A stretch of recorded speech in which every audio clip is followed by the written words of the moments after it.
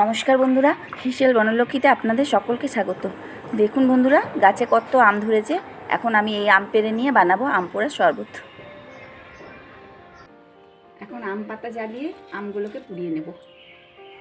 একটা উনুন বানানো হয়েছে, এই উনুনে আমগুলো দিয়ে দিচ্ছি। এইভাবে গাছের আম পেড়ে আম পুড়িয়ে শরবত করার মজাই আলাদা। অনেক শুকনো আম পাতা আছে, সব দিয়ে আমগুলো ভালোভাবে পুড়িয়ে নেব। আমগুলোকে একবার উল্টে দিচ্ছি। দেখুন বন্ধুরা, কি সুন্দর আম পুড়েছে। এখন এই আমগুলো তুলে দিচ্ছি। আমগুলো নরম হয়ে গেছে।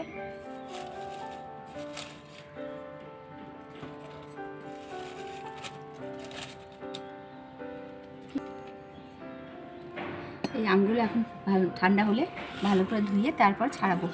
আর নিয়েছি পুদিনা পাতা, এটা ভালো করে ধুয়ে নিয়ে মিক্সিতে পেস্ট করব। আম ঠান্ডা হতে হতে পুদিনাটা ধুয়ে মিক্সিতে পেস্ট করে নিচ্ছি। এগুলো ঠান্ডা হয়ে গেছে, এখন আমগুলো ছাড়িয়ে নিচ্ছি।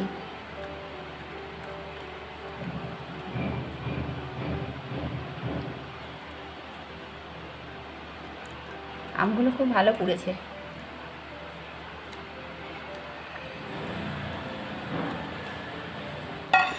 এখন আমগুলো থেকে আমের পাল্পটা বার করে নেব আর আঠিগুলো ফেলে দেব।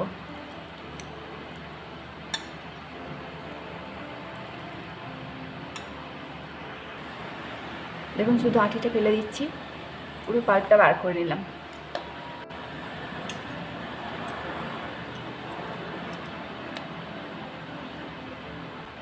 আর এই পাল্পটা বার করে নেওয়ার পর ছাঁকনিতে অত ঝামেলা করে ছাঁকার দরকার নেই, খুব সহজে মিক্সিতে পেস্ট করে নেব।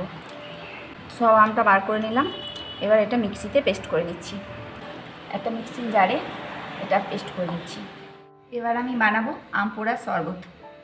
আমের পাল্পটা পেস্ট করে নিয়েছি, 1 চামচ দিচ্ছি।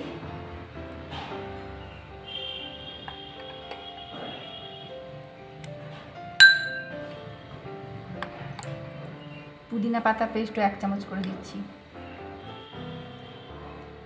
পুদিনা পাতা ছিঁচিয়ে আপনারা দিতে পারেন, কিন্তু মুখে লাগে, তার জন্য ভালো লাগে না খেতে, তার জন্য পেস্ট করে দিই। দিচ্ছি চিনি গুঁড়ো, 2 চামচ দিচ্ছি।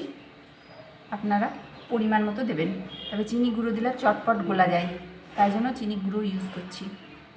গোটা চিনি যদি দেওয়া হয় তাহলে গুলতে একটু সময় লাগে।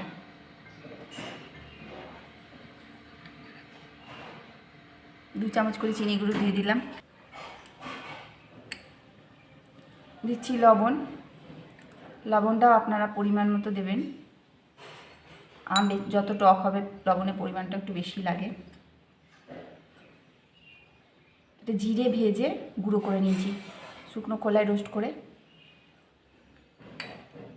মিক্সিতে গুঁড়ো করে নিয়েছি। জিরে ভাজা গুঁড়ো দিয়ে দিলাম। দিচ্ছি বিট লবণ,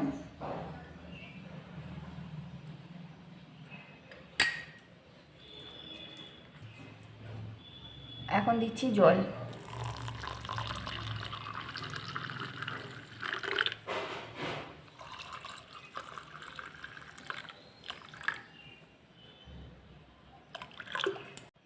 ভালো করে গুলে নিতে হবে। আর এই শরবত এই সময়, গরমের সময় খাওয়া খুবই দরকার। লু লাগবে না, শরীরকে ঠান্ডা রাখবে, খাওয়া খুবই উপকার।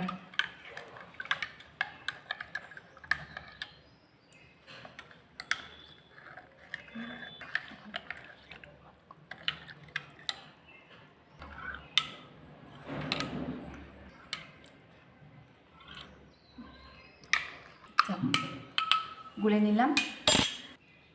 এখন দিচ্ছি বরফ, আর পুদিনা পাতা দিয়ে গার্নিশিং করে দিচ্ছি। ভিডিওটি যদি আপনাদের ভালো লাগে তাহলে প্লিজ লাইক, শেয়ার এবং কমেন্ট করবেন।